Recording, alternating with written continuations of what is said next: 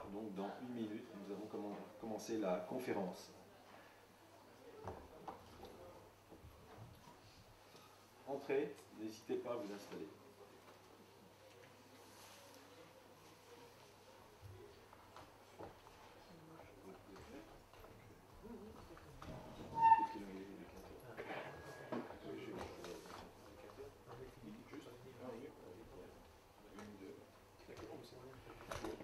Bonjour à toutes et à tous. Donc, nous allons commencer cette deuxième conférence de la troisième fête des jardiniers. Le thème de cette conférence est les plantes bio-indicatrices. Les mauvaises herbes de votre jardin vous renseignent sur l'état de votre sol par Jean Boussu, qui est jardinier au Faubourg de Hamp.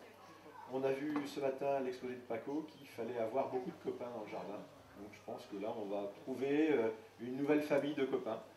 Bonne exposé. Et puis alors on va le même format que ce matin, 3 quarts d'heure d'exposé, et puis 1 quart d'heure de questions-réponses avec la salle. Bon exposé et merci. Merci.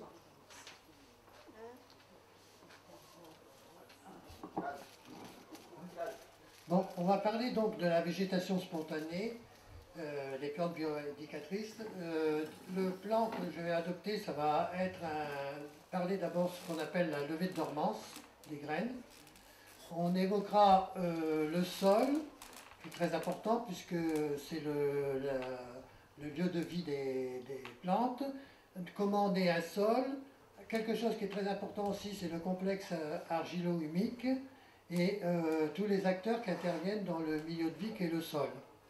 Ensuite, on parlera de notions de plantes indésirables, en évoquant ce qu'est un biotope, et ensuite donc, de cette végétation spontanée qui est liée aux conditions de vie du sol. Et on abordera à la fin le cas des jardins familiaux, puisqu'on est quand même ici avec des jardins familiaux. Donc, une plante ne pousse pas par hasard.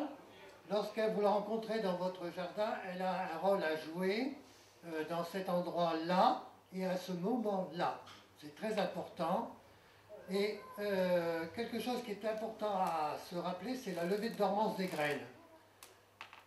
Les graines, qu'elles soient libérées ou non par le fruit, sont capables de germer tant que les conditions particulières ne sont pas réunies. Par exemple, la digitale, cette plante, a une levée de dormance par la lumière. C'est le cas de très nombreuses graines qui ont cette levée de dormance par la lumière. Par exemple, vous savez que lorsqu'il y a des terrassements, vous avez un talus qui est fait avec de la terre et 15 jours, 3 semaines ou 1 mois après, vous avez de la moutarde qui s'installe. Vous avez vu ces plantes jaunes qui s'installent, cette moutarde. Bon, ben, la levée de dormance de la moutarde, c'est par la lumière également. Le gui, l'aubépine, ce sont par les sucs digestifs, c'est-à-dire qu'il faut qu'ils passent d'abord par les intestins des oiseaux. Le gui, les boules sont mangées par les oiseaux, et quand l'oiseau fait ses besoins sur une branche plus loin, ben, le gui peut s'installer. Le pin d'Alep, le calystémon, vous connaissez le calystémon, c'est ce qu'on appelle le rase-bouteille. Cette plante qui est dans les massifs, qui a l'allure véritablement d'un goupillon. C'est rose. Bon, c'est une plante un peu plus, on la trouve plus dans le centre de la France. Et d'autres plantes également, pour elles, la levée de dormance, c'est par le feu. C'est-à-dire qu'il faut qu'il y ait du feu pour que la graine puisse germer. Et notamment, c'est malheureux à dire, mais toutes les plantes méditerranéennes, beaucoup des plantes méditerranéennes, peuvent se reproduire lorsqu'il y a eu le feu.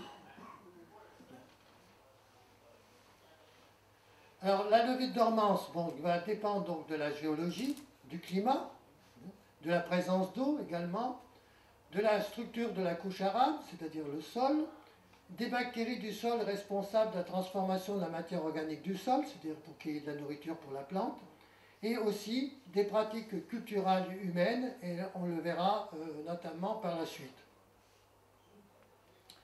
Alors, le sol, c'est le lieu de vie donc des plantes, et la vie se développe pour une plante dans 3 milieux. se développe dans l'air, dans l'eau et dans le sol. Et le sol, c'est le seul des trois milieux qui soit un mélange de matière organique et de minéral, c'est-à-dire c'est organo-minéral. Et les autres, c'est simplement minéral. Je vais passer un peu rapidement pour ça. La formation du complexe argilo-humique. Vous avez une roche-mère, donc, qui va subir une dégradation physico-chimique et biologique et qui va donner des argiles chargées négativement. De l'autre côté, vous avez la matière organique. Je vous ai dit, le sol, c'est à la fois minéral, organo-minéral. Et vous avez donc une dégradation qui va se faire, qui va donner d'un côté donc des cations qui sont à charge positive et de l'autre de l'humus qui est chargé négativement. Alors vous avez deux éléments qui sont négatifs. Au centre, vous avez des charges positives et c'est l'agglomération d'argile avec, à l'aide de ces cations qui sont positifs et d'humus qui est négatif, qui forment ce complexe argilo-humique. Et ce complexe argilo-humique, c'est ce qui va faire la stabilité du sol. C'est ce qui va faire que tous les éléments nutritifs vont pouvoir être gardés au niveau du sol. Comment ça, si on voit ça là, vous avez donc la plante qui va permettre à la fois qui se nourrit, qui permet la dégradation également de la matière organique, qui va donner de l'humus. Les minéraux par la roche sont libérés et il va y avoir constitution donc, de ce complexe argilo-humique. Et savoir que les acides que vont lâcher la plante, notamment le dioxyde de carbone, attaquent la roche pour donner donc ces éléments qui font que le sol est organo-minéral. On le retrouve là, je vais avancer parce que si je veux intervenir. Donc là, ce sont les éléments qui interviennent dans la vie du sol. Vous avez notamment donc tout ce qui est inférieur à 2 dixièmes de millimètre, pas visible à l'œil nu. Vous avez donc des amibes, vous avez des calmebiens, vous avez des protozoaires et vous avez des ciliés, ce qu'on appelle des paramécies. Pour ceux qui ont peut-être pu voir en cinquième, on fait voir ça aux enfants, les paramécies, dans une infusion de foin. Plus gros de 2 dixièmes à 2 mm. Alors vous avez un acteur principal qui est au centre, là, le cholembole. Alors le cholembole, lorsque vous faites du terreau, le terreau est bien fait, que vous prenez du terreau, vous avez plein de petits éléments minuscules, puisque ça fait à peine 2 mm, qui sautent. Ces éléments qui sautent, ce sont des colemboles. Vous avez des acariens, des nématodes, des rotifères tardigrades. Et donc la macrofaune, c'est tout ce qui est au-dessus de 2 mm. Et là-dedans, on va retrouver donc bien sûr les lombriques, mais on va retrouver plein d'autres animaux, comme les larves de diptères, les larves de coléoptères, la famille des myriapodes, comme le chylopode.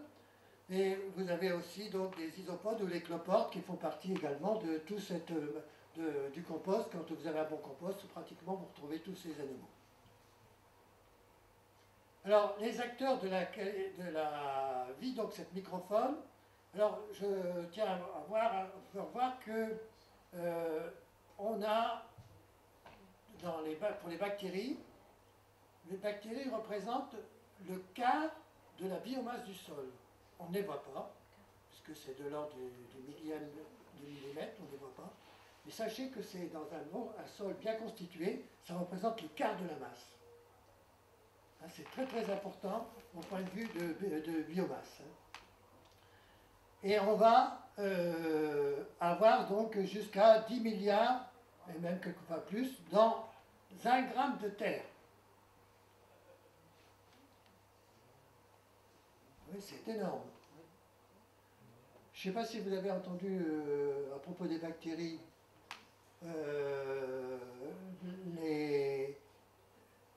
il y a eu dernièrement des avancées scientifiques qui montrent que la présence des bactéries dans les intestins font que si on n'a pas certaines bactéries, on peut être malade, on peut être à cause du diabète ou de différentes maladies. Et on est dans les intestins, on estime à 100 milliards de bactéries présentes dans vos intestins. Ça grouille. C'est énorme. Et donc, les champignons, qui sont vraiment importants, et les algues. Et au niveau d'un microphone, dans 1 mètre carré de sol, les protozoaires, ça fait 10 millions. Les nématodes, ça fait quand même encore de 1 à 30 millions. Les vers de terre, des vers de terre, donc c'est quand même de 50 dans 1 mètre carré, de 50 à 400. Hein, ça fait quand même beaucoup, puisque c'est quand même gros les vers de terre. Et donc, pour vous montrer qu'il y a, je ne vais pas dire entièrement, qu'il y a une énorme quantité d'êtres vivants dans le sol. Les bactéries, on va les revoir, ce qu'on va trouver dans le sol. Donc, on peut avoir des spirulomes, des bacilles, hein, ça c'est vu en microscopie optique. L'importance, je vous le disais là, pour le corps humain, 100 milliards de cellules, et nos peaux et nos muqueuses accueillent le même nombre de bactéries, et notre tube digestif 100 fois plus, c'est-à-dire 100 fois 100, hein, 10 000 milliards de cellules, 10 000 milliards de bactéries. Et dans 1 gramme de terre, donc ça, on l'a dit tout à l'heure, avec des milliards. Alors, les bactéries qui sont favorables à l'agriculture, ce sont celles qui vivent en symbiose, c'est-à-dire en parfait accord. La symbiose, ça veut dire vivre avec les racines de certaines plantes, notamment tout ce qui est les fabacées, c'est-à-dire les haricots, les petits pois, où elles forment des colonies qu'on appelle les nodosités. Lorsque vous arrachez votre pied de haricots verts, vous avez sur les racines, vous avez des petites boules. Ce n'est pas votre haricot qui est malade. Au contraire, ce sont là des réserves d'azote. Et quand on a des haricots verts, il ne faut pas arracher. Vous coupez au sol. Les racines restent dans le sol. Quand vous avez recueilli votre reste d'haricots verts, vous le remettez sur le sol. Votre sol est couvert. Les herbes ne poussent pas. Et vous avez la transformation de l'azote qui a été fourni, qui est là, pour notamment après des petits pois, pour installer une végétation qui est gourmande en azote. Alors les actinomycètes, ce sont des champignons, sont très importants puisqu'ils permettent de transformer les matières organiques en matériaux assimilables par les plantes. Hein, c'est surtout leur importance. Et en plus, ils sécrètent des antibiotiques et des enzymes qui protègent la plante. Les champignons, qu'on appelle mycomycètes, ça fait donc 150 grammes au mètre carré, c'est quand même important. Ce sont eux qui interviennent pour la décomposition de la matière organique, notamment une matière organique qui est très difficile à décomposer, c'est la lignine. La lignine, c'est le composant essentiel de tout ce qui est parois dures. C'est-à-dire que les tiges dures de vos plantes, quand elles sont sèches, c'est essentiellement de la lignine. Le bois, c'est de la lignine. Et ça ne se décompose pas facilement, mais ça se fait grâce aux champignons. Et donc, ils absorbent et ils absorbent des oligo-éléments, les rendent pour assimilables pour la plante. Et l'azote atmosphérique également est absorbé, qui peut se transformer en protéines. Et puis, ils produisent également, nombreux champignons produisent des antibiotiques naturels. Les algues, vous les connaissez, on les trouve très souvent sur les troncs d'arbres, hein, ces algues vertes. Alors, le sol, comment il se présente? Il y a 3 horizons qu'on a classiquement. En dessous, c'est la roche-mère, c'est ce qu'on appelle l'horizon C. Au-dessus, c'est la litière, c'est là que se développe la graine, c'est ce qu'on appelle l'horizon A. Et l'horizon B, en fait, c'est le mélange plus ou moins riche d'humus et de matière minérale. Quand on est près de la litière, le mélange est riche en matière organique. Quand on est près du sol, il est plus pauvre en matière organique. Donc on a 3 horizons et on va le voir où se nourrit la plante. Donc, dans l'horizon A, d'abord, rappelons que dans l'atmosphère, c'est très important pour la plante parce que c'est là qu'elle va chercher le dioxyde de carbone, le gaz carbonique, et c'est grâce au gaz carbonique qui est dans l'air que la plante est capable de fabriquer de la matière organique. Et grâce à l'énergie, le fait que c'est une plante verte, c'est une usine chimique qui fabrique qui fait de la synthèse à partir à température ordinaire. les mêmes fabricants peuvent faire la même chose, mais il faut des températures énormes parce qu'on n'est pas capable de le faire en chimie minérale. Donc dans l'horizon A, l'horizon organique, c'est là que se développe la graine. Dans l'horizon B, c'est là qu'elle va chercher, puisqu'il y a la matière organique et les éléments, c'est là qu'elle va chercher de quoi se nourrir. Et dans l'horizon C, c'est l'horizon minéral, c'est là que dans les fentes, la plante peut aller chercher de l'eau, notamment par l'intermédiaire des champignons qui l'aident à puiser cette eau. Alors, cette notion de mauvais herbe, de plante indésirable, c'est souvent ce que l'on donne. On va, en un endroit donné, l'association entre sol, plantes et animaux constitue ce qu'on appelle un biotope. Biotope, bio, la vie, top, le lieu de vie. Et chaque plante indésirable rencontrée dans une parcelle cultivée pousse naturellement dans un biotope sauvage qu'on appelle le biotope primaire. C'est vraiment là où on la reconnaît. Et si les indésirables poussent spontanément dans des espaces cultivés qu'on appelle biotopes secondaires, c'est que les conditions de vie, les conditions de levée de dormance, ils sont réalisées, c'est-à-dire que les conditions de vie sont là. Et la recherche du biotope primaire, de l'indésirable, permet d'identifier les facteurs favorables à sa prolifération dans son biotope secondaire. C'est le cas de l'ambroisie. L'ambroisie, c'est une plante qui envahit la France, qui est partie il y a une vingtaine d'années véritablement seulement dans le sud, et qui est arrivée pratiquement maintenant en Bourgogne. Alors, le gros problème de cette ambroisie, c'est une plante qu'il faut absolument éradiquer, parce que le pollen est très allergisant, et en plus, les abeilles, si elles récoltent le miel de cette ambroisie, le miel est aussi allergisant et pratiquement presque impropre à la consommation pour beaucoup de gens qui font des problèmes d'allergie. Alors c'est une plante qui est assez importante, qui a une importance très grande, et dans tout ce qui est la vallée du Rhône, il y a obligation de détruire cette ambroisie quand on la trouve. Le gros problème, c'est pourquoi il y a de l'ambroisie, c'est que l'ambroisie à feuilles d'artémis, qu'on a vu là, le biotope primaire, c'est une zone désertique.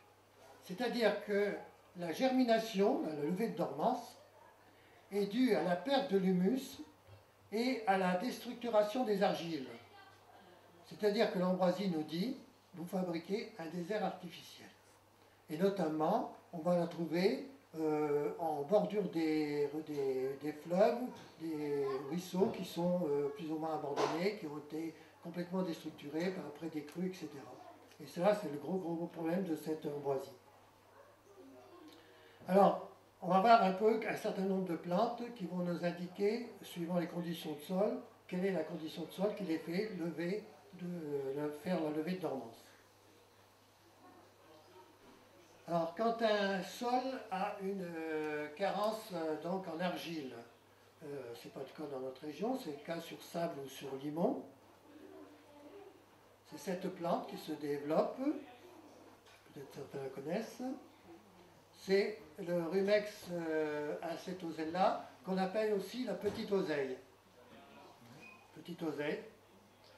Alors la petite oseille indique la perte d'humus par manque de matière organique animale et aussi par la déstructuration du complexe argilo-humique, CAH, complexe argilo-humique, et par les fumures minérales et les produits chimiques. C'est-à-dire que si on n'apporte que de l'azote par engrais minéraux, on peut aboutir à la présence de cette plante. Donc, la présence de cette petite oseille indique que votre sol est pauvre en argile. Là, pauvre en argile et en matière organique. Ça peut être dû au problème du lessivage ou de l'érosion qui détruit le complexe argilo-humique. Petite plante qu'on appelle la spergule arvensis ou petite spergulaire. La spergule des champs. Le sol a perdu son pouvoir de fixation du complexe argilo-humique par carence en humus stable et le lessivage, ou par le lessivage de la couverture du sol qui entraîne la perte de calcium et du complexe argilo-humique. Je rappelle, le complexe argilo-humique, les ions calcium sont très importants puisqu'ils sont chargés positivement et c'est eux qui font l'agrégation entre l'humus et l'argile.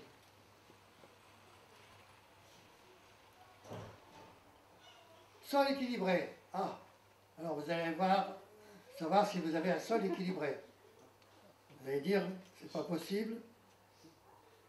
Donc, sol équilibré, c'est un sol riche en argile associé à de l'humus et on a un bon complexe argilo-humique.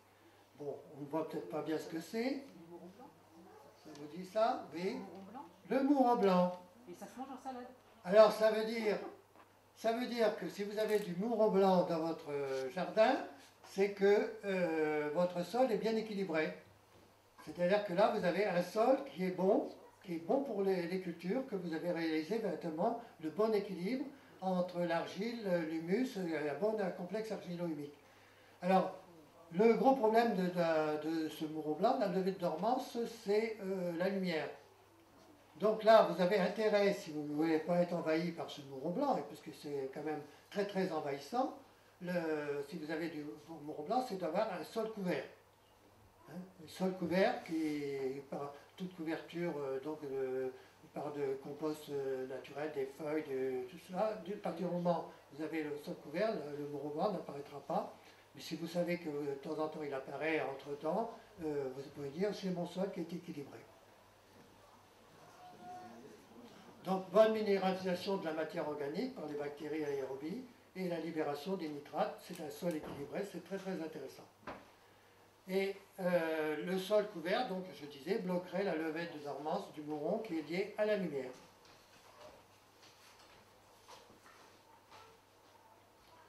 Alors là, on a apporté, ça arrive assez souvent, trop de matière organique d'origine animale. Les échanges sont bloqués quand on apporte trop de fumier, qu'on a trop d'espace. Et surtout, c'est qu'il n'y a plus d'air au niveau du sol. Oui, le pissenlit. Taraxacum officinale, le pissenlit. Le pissenlit, c'est les sols engorgés en matière organique animale, ou excès d'épandage de matière organique animale, blocage de la matière organique par le froid, compactage des sols riches en base, c'est-à-dire par exemple en calcium, des bases en matière organique. Le pissenlit, en fait, c'est un bon indicateur au niveau des prairies qui sont riches, tant qu'il n'est pas dominant. C'est-à-dire quand le pissenlit est présent, on peut dire qu'on a une bonne prairie.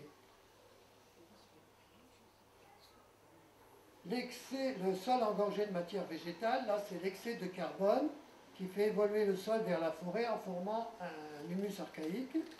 Donc c'est quand on a trop de matière végétale, ça arrive également. Donc, vous avez cette petite Véronique à feuilles de chêne, comme la grise, Véronique petit chêne. Et le sol enferme trop de matière organique d'origine végétale, et d'où la formation d'un humus archaïque qui conduit vers la forêt, carence en matière organique animale et en azote. Sachez que c'est une plante toxique dont l'usage est réservé, elle est toute belle, mais simplement corps médical. On dit que petit chêne. Sol engorgé en eau. Vous connaissez celle-là aussi? Ça, on l'a souvent, celle-là. Renoncule. Un renoncule rampante, celle qui trace et qui... là. Alors ça, c'est caractéristique. Si vous avez un jardin au niveau de front de vallée, là, vous avez droit. Même sur les plateaux. Comment? Même sur les plateaux. Oui. Le sol est engorgé en eau et en matière organique. Et par manque d'oxygène, c'est surtout ça, les bactéries aérobies ne décomposent plus la matière organique. Le complexe argilo-humique n'arrive pas à se faire. Le fer est décroché de ce complexe et soit réduit. À ce moment-là, ça peut être vert, soit il est oxydé et ça fait un peu une couleur rouge au niveau du sol. Et ça peut arriver aussi lorsqu'on fait du travail du sol par temps humide. compactage du sol, ça provoque ça également. Autre cas, les sols tassés. Si vous faites des allées, au niveau des allées, vous marchez dedans, vous avez un peu par tous les temps, vous tassez vos allées et vous avez le plantain qui pousse. Plantago major, le plantain. Alors, le grand plantain, c'est dû au tassement, compactage qui provoque l'anaérobiose des sols, le travail du sol par temps humide et aussi le piétinement du bétail. Et tout cela provoque l'engorgement en eau des sols et favorise donc l'apparition du plantain. Quand il n'y a plus d'air au niveau des sols, c'est-à-dire que les sols sont complètement asphyxiés, on a ce grand rumex, tout à l'heure c'était un petit rumex pitosaigne, mais là c'est le grand, celui qui fait les grandes feuilles. Rumex à feuilles obtuses pousse sur les substrats acides. L'engorgement en eau en matière organique provoque des anaérobioses complètes avec le blocage des oligo-éléments du phosphore, le complexe argilo-humique est déstructuré et la libération d'aluminium et de fer ferrique et production de nitrite. Donc c'est vraiment pas l'élément intéressant. Par contre, ce rumex, lui, soigne les intoxications alimentaires aux nitrites et aux métaux.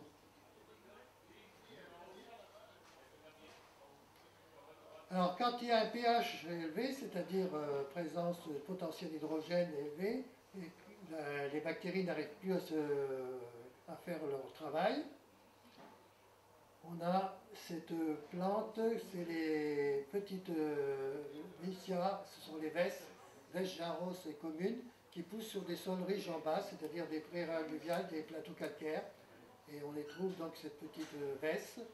Le compactage des sols provoque aussi des anaérobioses avec blocage du phosphore et parfois du potassium. Un autre cas, les sols intoxiqués par des pollutions agricoles, urbaines ou industrielles. On voit apparaître cette plante là ici. Oui, le fruit, le voilà. Et là, c'est le vrai datura. Ce que vous avez comme plante ornementale, ce n'est pas un datura, c'est pas du tout un datura, hein, ce qu'on appelle les trompettes de Jéricho. Là. Souvent les gens appellent ça un datura, mais ce n'est pas du tout le datura. Le datura a sa caractéristique, c'est que les fleurs se poussent vers le haut. Tandis que là, tout ce qui est trompette de Jéricho, la fleur tombe vers le bas. Ce sont des fleurs violettes, ça, il me semble. Et ça, c'est une fleur blanche. Blanche ? Oui, Ah oui, blanche. oui, oui. Donc c'est pollution des sols par les eaux de crue des rivières et par infiltration de lisiers, de purins, de fosses septiques qu'on va trouver sur des décharges quelquefois, et salinisation donc des sols par des excès d'irrigation. Et ça c'est une plante très très toxique, hein, les graines là on fait mourir les gens avec. Alors blocage d'éléments dû à l'asphyxie des sols. Dit quelque chose? Le chardon. Cirsium arvenseil, donc c'est le chardon. Chardon commun.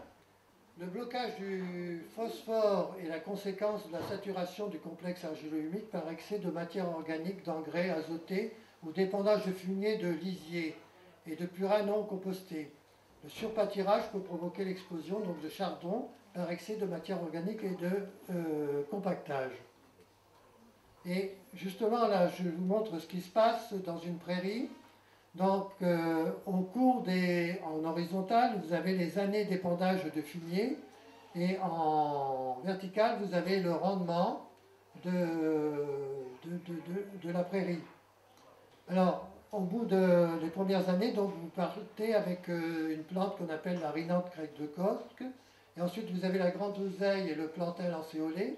Et au bout entre la première et la deuxième année, vous voyez apparaître le pissenlit. Hein, à la fin lors de la deuxième, la troisième année, vous avez l'explosion du pissenlit. Regardez, c'est là que vous avez le maximum de rendement.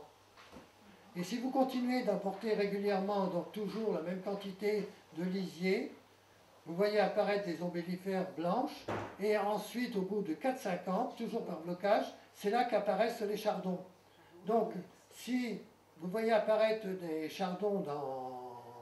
Bon, ça peut être dû au voisin qui ne coupe pas ses chardons, mais ça peut être aussi, s'il y a énormément de chardons, ça peut être aussi un effet d'un mauvais état du sol.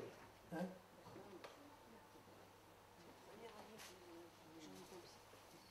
Alors quand les sols sont salés, salinisation des sols, cette plante qui pousse donc notamment sur les dunes de galets à Cailleux, c'est la betterave maritime. Elle indique que les sols sont saturés par les sels, soit ça peut être aussi par des produits chimiques, ou aussi par irrigation en période chaude, ou par remontée de sel du sous-sol, c'est le cas notamment des régions littorales. Alors les jardins familiaux. Le problème des jardins familiaux, c'est que ce sont des mosaïques de petits milieux juxtaposés. Et il est difficile de les rapprocher d'un biotope primaire, c'est très difficile. Mais les problèmes sont liés à 3 niveaux. Il y a le travail du sol, le piétinement et l'exagération dans les apports. Alors, en ce qui concerne le travail du sol, le constat, c'est que très souvent, le travail n'a pas lieu dans les conditions idéales. La terre est trop humide, bon, les gens n'ont pas le temps, ça fait rien, il faut que je travaille. Le travail est trop profond et on utilise des engins rotatifs. Alors, ce que vous allez dire, c'est drôlement bien pourtant des fraises, des engins rotatifs. Mais sachez que lorsque vous utilisez un engin rotatif, en fait, vous faites une semelle en bas de la fraise qui tourne, vous faites une semelle dure. Et vous avez remué la surface, mais vous avez créé une zone compacte, dure, à 15, 20, 30 cm, souvent ce que vous faites comme profondeur de travail. Et l'autre aspect négatif des engins rotatifs, c'est que si vous avez des plantes, notamment du chien-dent ou d'autres plantes, du laitron, vous le coupez en petits morceaux et vous faites autant de pousses de nouvelles de votre chien-dent ou de laitron. Alors, les solutions, c'est de bêcher en surface, pas plus de 10 cm, donc avec un petit croc, ça suffit. Ou alors à la grelinette, vous allez voir, il y a une démonstration de grelinette là-bas. La grelinette, l'avantage, c'est que vous soulevez le sol, il se remet exactement où il était, mais il a été aéré. Alors, si la terre colle au sabot, ben on ne fait rien.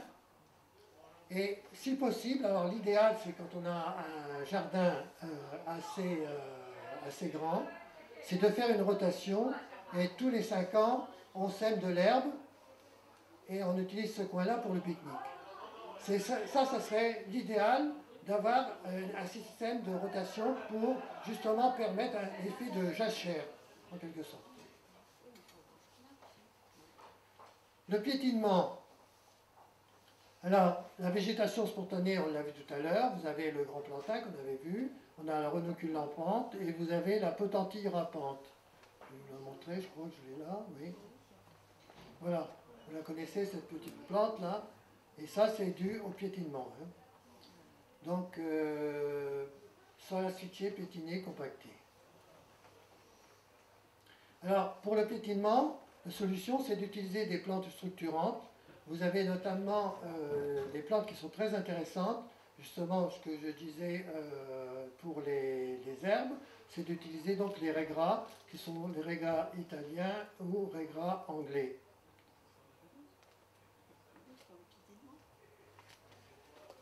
Voilà, c'est 2 types de régras. Régras anglais, régras italien. La différence, c'est au niveau de les inflorescences qui sont plus dressées chez les Italiens. Alors, l'exagération dans les apports, ça c'est très très très important. Sachez que pour un apport agricole, on estime qu'on apporte de 3 à 5 tonnes par hectare. Si on ramène au mètre carré, ça fait 300 à 500 grammes par kilo, 300 à 500 grammes par mètre carré. C'est-à-dire 2 grosses poignées. d'accord, par mètre carré. C'est-à-dire qu'on attrape et on saupoudre. Alors si vous mettez votre sac, hein, ou même la brouette pour 1 mètre carré, si ça fait 50 kg, vous multipliez par 100 l'apport. Alors ne vous étonnez pas d'avoir des problèmes par la suite. Parce que, en fait, c'est ce qui se passe quand on augmente les apports. Les plantes, bon, c'est un apport donc souvent en nitrate, en matière organique, la plante ne demande que cela, elle est nourrie, elle est surnourrie, elle va pousser, elle va vraiment pousser très très très forte. Mais comme elle pousse très rapidement, qu'est-ce qu'elle fait? Elle prend de l'eau, elle est très riche en eau, et à ce moment-là, qu'est-ce qui est content? Ce sont les pucerons. Parce que il y a de l'eau, ce qu'ils cherchent les pucerons, c'est de l'eau essentiellement, hein. De l'eau un peu sucrée. Et comme la plante pousse bien, elle fournit. Donc pensez-y, ça c'est très très important au point de vue apport.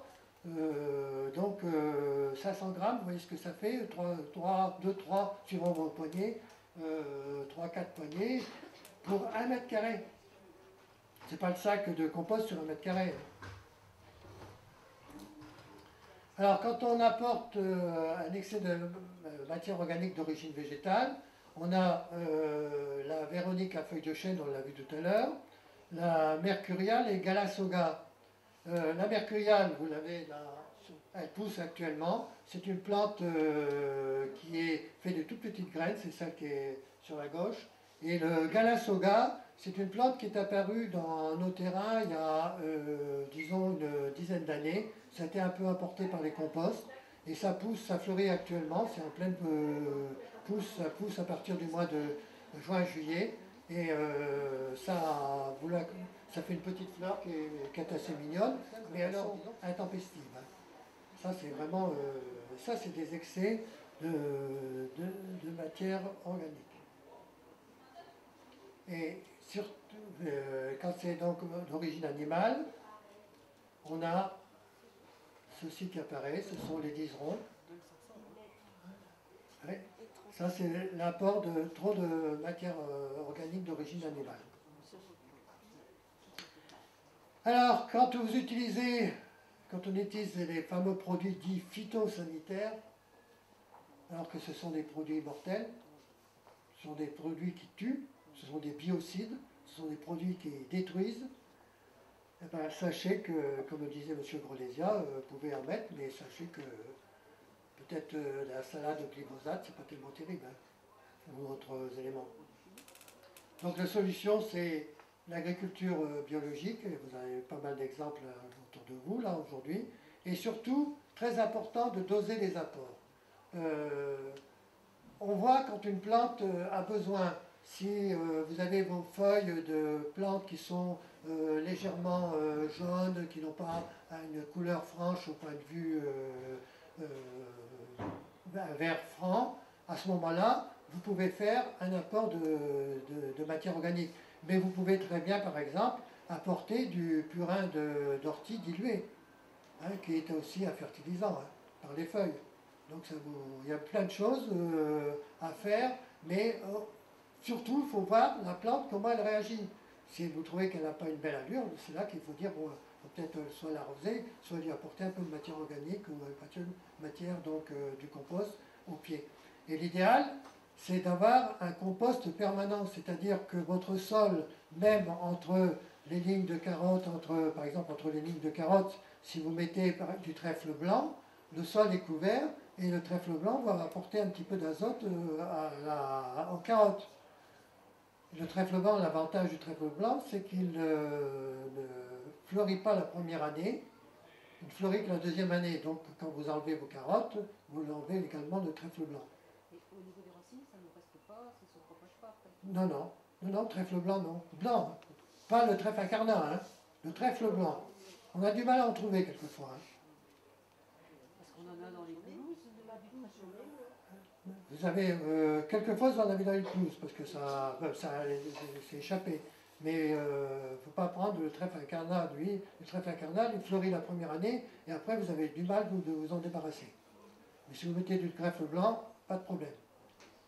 Moi, je fais régulièrement pour éviter le piétinement, bon, on n'est pas parlé là ici, on peut tout simplement simplement planter sur des bandes qui font 1,20 m de large, vous mettez 4 autres, ça suffit.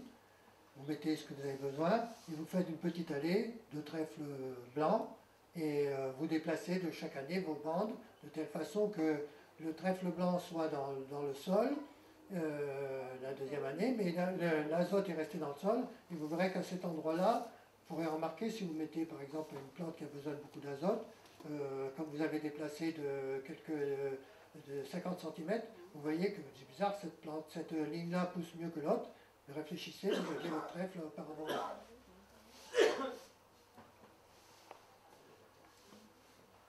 Voilà. Je vais m'arrêter.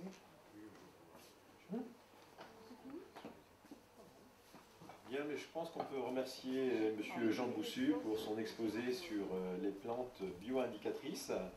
Bravo, M. Boussu.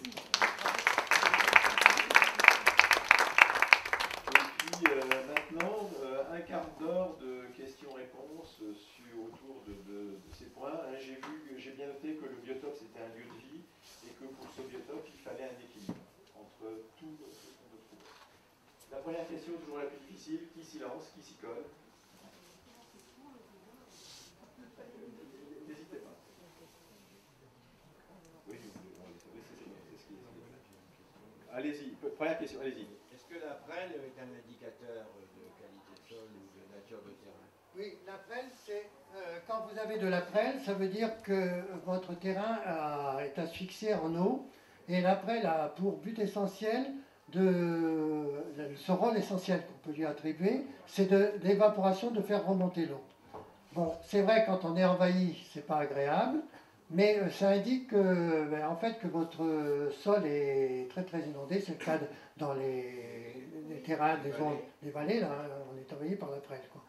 Bon, on arrive, si on fait un petit apport de chaux magnésienne, il faut en apporter régulièrement quand même de la chaux, ça limite un peu le développement des prêles et également de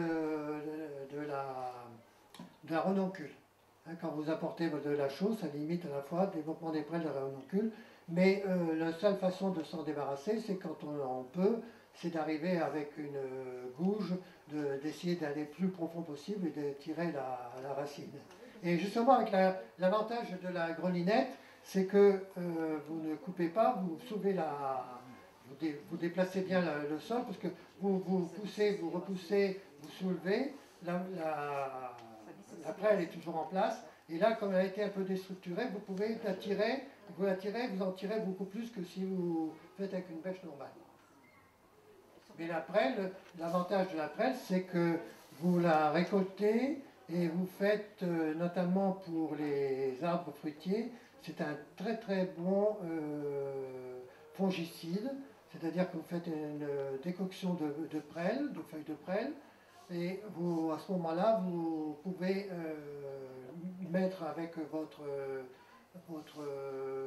bouillie bordelaise, vous faites un traitement, vous l'ajoutez avec, et l'avantage de la silice qui est contenue dans la prêle va se poser sur la plante, et la silice, par l'action de la lumière, va permettre de doubler en quelque sorte l'action de la lumière, parce que c'est un cristal en quelque sorte, et de ce fait-là, la plante va être beaucoup plus résistante. C'est faut pas en garder, repérer pour faire une récolte, pour faire cette décoction de prêle. Décoction, pas un purin. Non, décoction. Purin, vous n'y arriverez pas parce que il faut faire bouillir, parce que la silice, et il faut autant que possible même bien la broyer au départ, que ce soit pratiquement de la poudre, pour pouvoir justement extraire cette silice.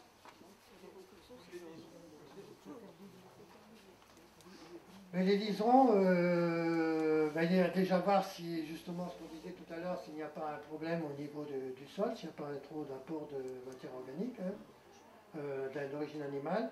Et les liserons, il faut s'y attaquer, il faut bien tirer le plus possible des racines et surtout éviter de faire de la la fraise, parce que le liseron, si vous coupez les morceaux, vous avez autant de multiplication de liseron.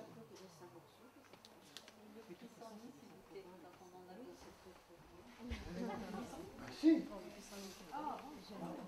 Les pissenlits au printemps. Les pissenlits au printemps, c'est le meilleur dépurateur pour le foie. À la fin de l'hiver, vous prenez, quand vous n'avez pas de salade, vous faites votre salade de pissenlit avec des petits lardons dessus, puis un petit peu de pommes de terre chaudes, vous avez votre souper. Et le mouron blanc, tout à l'heure, ça se met aussi dans les salades. Oui, mais moi je ne le dis pas le mouron blanc parce que faut bien faire attention qu'on n'a pas de mouron rouge, le mouron des petits oiseaux, qui est toxique. Il faut bien le repérer. Il faut être bien sûr que ce ne soit pas mélangé. Pour ça, je dis, c'est très bon aussi en salade, mais il faut bien être sûr qu'on a bien le mouron blanc. Comme le plantain, il paraît que les feuilles se panent et ça se frit légèrement. Oui. Combien de temps faut-il pour obtenir la décoction de prêle? Pour faire la décoction de prêle, pour pouvoir l'utiliser en tant que fongicide. Combien de temps faut-il? Quand vous prenez votre prêle, le mieux, je vous dis, c'est de l'avoir en poudre, de bien avoir broyé, quitte à la broyer dans un petit ancien... et vous faites chaud vous faites bouillir au moins pendant 20 minutes à eau bouillante, vraiment très fort, et vous le laissez reposer toute la nuit. Et le lendemain, vous prenez cette prêle, et vous pouvez le garder plusieurs mois. Hein. L'eau, vous pouvez le garder plusieurs mois et vous l'utilisez dilué, toujours au 5e. Dilué à combien? Au 5e, c'est-à-dire 1 litre pour 5 litres. Très bon pour la cloque du péché, par exemple. Oui. Ah bon? Oui, oui. Mais il faut le faire très tôt. Hein. Il faut le faire... Avant l'ouverture des bourgeons. Ah oui, d'accord. Mais avant avant le développement des feuilles. Oui, oui. Dès que les bourgeons commencent à s'ouvrir, mais après le traitement. Ah oui, d'accord. Donc c'est au pulvérisateur. Merci. À la fin c'est-à-dire qu'il faut surveiller. Hein. Quand on est jardinier, il faut toujours en train de surveiller, savoir ce qui se passe. Hein. Merci. T'en prie. Ça va?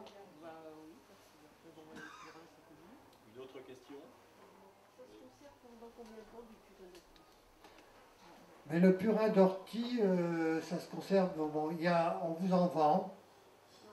Celui qu'on fabrique Celui qu'on nous-mêmes. a fait nous-mêmes. Mais en fait, vous ne pouvez pas tellement le conserver longtemps. Ou alors, si vous ne voulez pas surtout que ça incommode vos voisins, il faut utiliser de l'huile essentielle de valériane, je crois bien, qu'on peut mettre un peu dedans pour éviter les odeurs. Mais le mieux, c'est d'en faire peu, d'en faire des grandes quantités, et puis l'utiliser dès que vous savez, vous voyez à peu près quel moment vous allez l'utiliser, et vous en faites un peu, et puis vous l'utilisez tout de suite, et dès que le reste, vous n'utilisez pas, vous le mettez dans le compost. Et puis ça, bien sûr, ça accélère le compost. Moi, ça fait déjà au moins 2 ans que je l'ai fait aussi. Votre purin d'ortie, ça ne fait rien, vous pouvez le jeter. Oui, vous pouvez le mettre dans. Pas de problème. Mais le purin d'ortie, sachez, il y a 2 purins qui sont importants à faire. Vous avez le purin d'ortie et vous avez le purin de consoude. Le purin d'ortie, c'est un, activateur de croissance. Donc, si vous, par exemple, vous dites, on m'a dit que c'était bon pour les tomates, et je mets du purin d'ortie, ben, vous allez avoir des tomates qui vont être bien vertes, qui vont toujours pousser, qui ne vont pas fleurir. Par contre, si, en fait, le purin d'ortie, vous l'utilisez jusque début juillet. C'est-à-dire que dans la période de croissance de la lumière, vous avez jusqu'au 24 juin, jusqu'au 14 juillet, vous pouvez utiliser le purin d'ortie. Après, c'est le purin de consoude. Le purin de consoude, lui, c'est un élément il va favoriser la fructification. Donc là, vous utilisez votre purin de consoude pour faire la formation des fruits. Et si on utilise les feuilles bien mixées, tout ça, et puis qu'on les met au pied, c'est parfait, c'est encore mieux, vous n'avez pas besoin de vous casser la tête de faire ce que dit madame, c'est que pour la consoude, l'avantage de la consoude au point de vue plante, c'est que dans le rapport entre la quantité de carbone et d'azote, elle a exactement le rapport de 9 ou de 10 qui est celui d'un bon compost. C'est-à-dire que là, vous avez du compost à l'état naturel. Donc lorsque vous menez votre consoude sur le sol, vous la coupez en morceaux, vous la broyez, vous la mettez sur le sol, vous apportez du compost, et en même temps, ça couvre le sol, pas d'herbe qui pousse, pas de travail, et en plus vous nourrissez votre sol. Oui, mais si la température est très forte, que c'est sec. Ça devient sec. Oui. Oui, vous en rajoutez. C'est comme quand vous avez des tontes de gazon.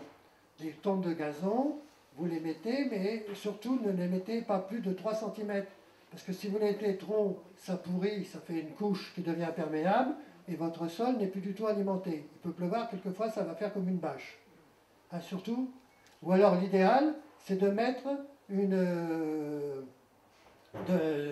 votre gazon sur un grillage à poule, de le laisser sécher, perdre son eau, et après vous le répandez, alors là vous pouvez mettre 10 cm. Mais ça, jamais laisser un sol nu,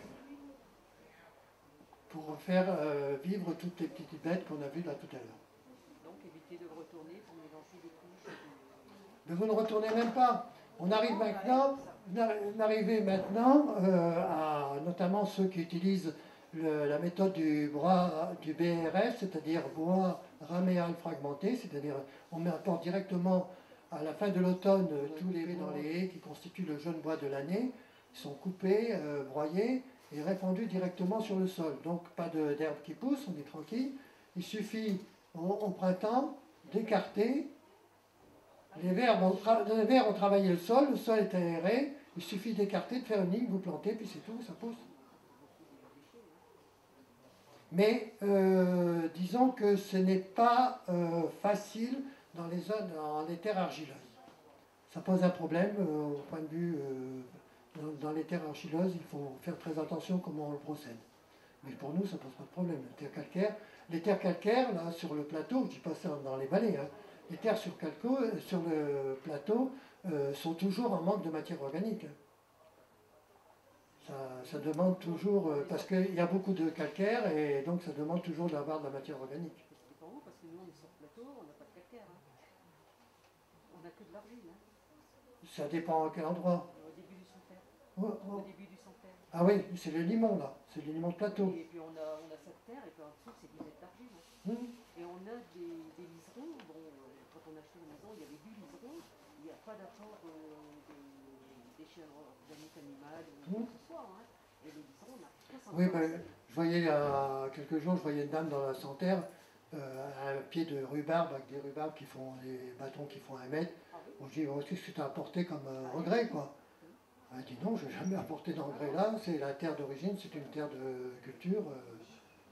Et les liserons, le voisin me disait, il était maçon, ils ont produit des racines de liseron à 2,50 m de profondeur. Ah oui, oui, oui. Donc elle est détruite.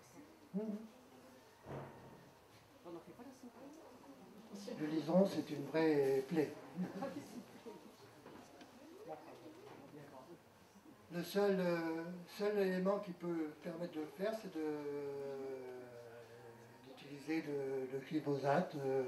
Mais à ce moment-là, il faut le prendre dès le liseron commence à pousser. Vous prenez une bouteille, Oui, puis on le met dedans. vous le mettez dedans, puis vous mettez du glyphosate dessus. Et bon, c'est le seul intérêt peut-être du glyphosate pour arriver à détruire le liseron. C'est la seule façon où elle sèche. Mais le liseron a une belle fleur aussi.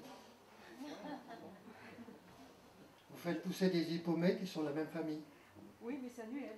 Ouais. Ça sème partout aussi d'ailleurs. Et ça, c'est C'est comme ça. joli quand même. Oui, mais attends, ça lui fait comme ça aussi.